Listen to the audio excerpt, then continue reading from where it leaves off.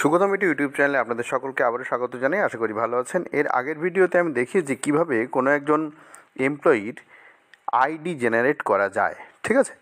তো এমপ্লয়ির আইডি কীভাবে জেনারেট করা যায়, যদি সেটা নিয়ে আপনাদের কোনো সমস্যা থাকে বা কীভাবে করতে হয় জানতে চান, জাস্ট এই ভিডিওর নিচে ডেসক্রিপশন বক্সটা ভিজিট করুন, ওখানে আমি লিঙ্ক দিয়ে দিচ্ছি।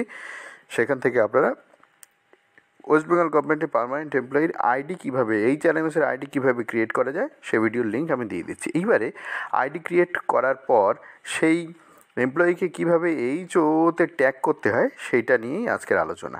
তো এর জন্য যেটা আপনাকে করতে হবে, একদম প্রথমে আপনাকে যেতে হবে WB-IFMSF, WB-FIN থেকেও যেতে পারেন। এখান থেকে গিয়ে আপনাকে সরাসরি আপনাকে HOO যে লগ ইন, সেই লগ ইনে ঢুকতে হবে। DDO লগ ইন কিন্তু নয়, HOO যে লগ ইন, ঠিক আছে? হু লগ ইন আপনারা যেটা বলেন অনেকে, তো সেই লগ ইনে আমি অলরেডি লগ ইন করে আছি। এরপর HRMS-এ যেতে হবে। HRMS-এ যাওয়ার পর দেখুন এখানে DSCর প্রয়োজন হচ্ছে না, এটা ক্যান্সেল করে আমরা এগোচ্ছি। তারপরে HOO অ্যাপ্রুভার, দেখুন এখানে HOO অ্যাপ্রুভার আর HAA অ্যাপ্রুভার। HOO অ্যাপ্রুভারের এই রোলটাকে আমরা সিলেক্ট করে এগোনোর পর দেখুন এইখান থেকে যেতে হবে head of office employee mapping. এইখানটাতে হেড অফ অফিস এমপ্লয়ি ম্যাপিংয়ে যখনই আপনি যাবেন তখন দেখতে পারবেন যে আপনার কাছে কোন কোন এমপ্লয়ি এই মুহূর্তে রয়েছে, ঠিক আছে? তো ট্যাগ এমপ্লয়িতে গিয়ে সেই এমপ্লয়িকে ট্যাগ করতে হবে আপনার। HOO-তে ট্যাগ এমপ্লয়িতে ক্লিক করলাম। দেখুন এখানে কোনো ক্ষেত্রে অল্টারনেট DDO-র একটা অপশান থাকে, যাদের ক্ষেত্রে সেটা থাকবে, সংশ্লিষ্ট হবে, তারাই এটা অপশানটা সিলেক্ট করবেন। অন্যদের ক্ষেত্রে অল্টারনেট DDO সিলেক্ট করার দরকার নেই।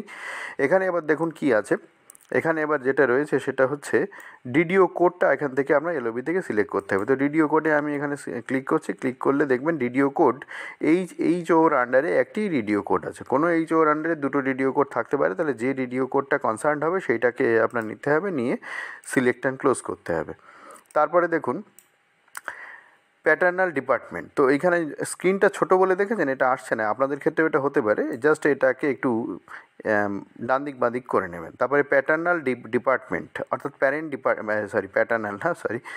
ডিপার্টমেন্ট কোনটা? তো প্যারেন্ট ডিপার্টমেন্ট যেটা আপনাদের ক্ষেত্রে যেমন হবে সেই অনুযায়ী প্যারেন্ট ডিপার্টমেন্টটা আপনারা সিলেক্ট করে নেবেন। তো সিলেক্ট অ্যান্ড ক্লোজ আমি করে নিলাম। করবার পর দেখুন এখান থেকে সেকশানটা আসছে।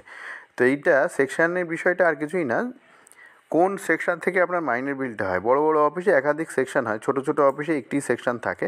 তো এখানে যে সেকশানে তার মাইনের বিলটা হবে, বা অফিস ডিটেলসের যে সেকশানটাকে, পে ইনফরমেশনের যে সেকশানটাকে যোগ করা হয়েছিল HRMS-এর আইডি জেনারেট করার সময়, সেইটা এখানে দিতে হবে, ঠিক আছে? পে ইনফরমেশানে এটা আমরা কিন্তু দিয়েছিলাম আইডি জেনারেশনের সময়।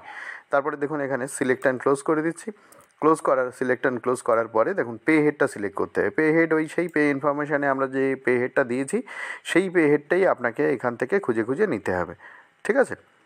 তো দেখুন সেই পে হেডটা এখান থেকে নিয়ে নিচ্ছি, নিয়ে এটাকে সিলেক্ট করছি। সিলেক্ট করে এবার সার্চ করতে হবে। সার্চ করলে সেই এমপ্লয়িকে আপনি এবার পেয়ে যাবেন, যে এমপ্লয়ির আইডি জেনারেশনের ভিডিও আমি এই ডেসক্রিপশন বক্সে দিয়েছি, সেই এমপ্লয়ির ক্ষেত্রেই এটা কিন্তু আমি করছি, ঠিক আছে?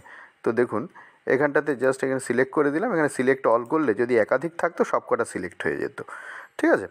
তো এখানে দেখুন আমি সব টিকগুলো তুলে দিয়ে সিলেক্ট অল করছি, এখানে দেখুন সিলেক্ট হয়ে যাচ্ছে।